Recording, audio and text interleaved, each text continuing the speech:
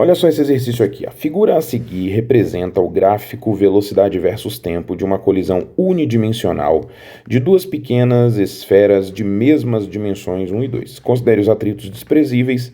A partir do gráfico, podemos verificar que... Bom, o gráfico ainda não me disse nada. Vamos fazer uma leitura um pouco técnica aqui, mais técnica desse gráfico, para ver qual informação valiosa a gente consegue tirar daqui.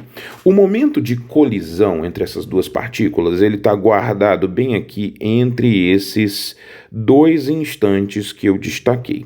Então, aqui dentro dessa região é que a colisão aconteceu. Nós precisamos fazer uma avaliação imediatamente antes da colisão e imediatamente depois da colisão. Então, isso aqui seria o antes da colisão, antes, e esse lado aqui seria o depois da colisão. Vamos ver o que a conservação da quantidade de movimento mostra para mim. Já que a quantidade de movimento final deve ser igual à quantidade de movimento inicial, então depois da colisão nós temos um corpo 1 de massa m1 com velocidade de 1 metro por segundo no sentido positivo. Já que é um gráfico, eu tenho já um sentido adotado aqui dentro.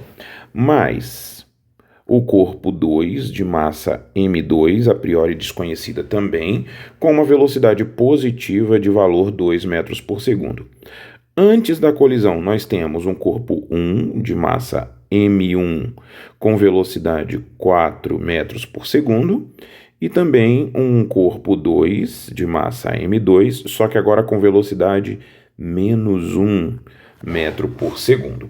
Ajustando aqui, passando todo mundo que tem M1 para a direita, todo mundo que tem M2 para a esquerda, a gente vai ficar com esse M1 passa para lá menos, então 4 menos 1 vai dar 3M1.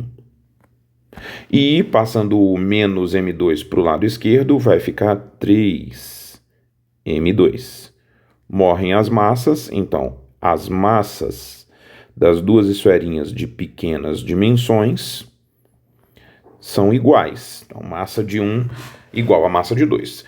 Agora sim, a partir das informações oferecidas pelo gráfico, o que a gente pode concluir? Primeiro, energia cinética do sistema constituído pelas duas esferas após a colisão e antes da colisão são iguais. Não, porque as velocidades não foram trocadas, já que as massas são iguais. Então, caso a colisão fosse uma colisão elástica, com massas iguais, colisões elásticas, eu teria troca das velocidades. Isso já mostra para mim que as velocidades, por serem diferentes, também apresentam uma colisão que não é uma colisão elástica. Letra B. Velocidade relativa de afastamento das duas esferas após a colisão e a velocidade relativa de aproximação antes da colisão são iguais em módulo. Também não. Por quê? Porque se a gente concluiu que as colisões que a colisão não é uma colisão elástica, então essas velocidades relativas não vão se manter iguais. Letra C. As duas esferas invertem simultaneamente os sentidos de seus movimentos durante a colisão. Não, a única que inverte o sentido do seu movimento é a esfera 2, porque ela possuía velocidade negativa e após a colisão tem velocidade positiva. A esfera 1 tinha velocidade positiva e mantém essa velocidade positiva depois da colisão. As duas esferas têm massas iguais. Opa, essa letra aqui é interessante para nós. Letra E, as duas esferas adquirem, após a colisão, momentos lineares de módulos iguais. Não, porque as velocidades delas não são iguais também. Para que os momentos lineares fossem iguais, as velocidades deveriam ser iguais em módulo, direção e sentido. Portanto, letra D pra gente. Tranquilo, meu povo? Então, valeu!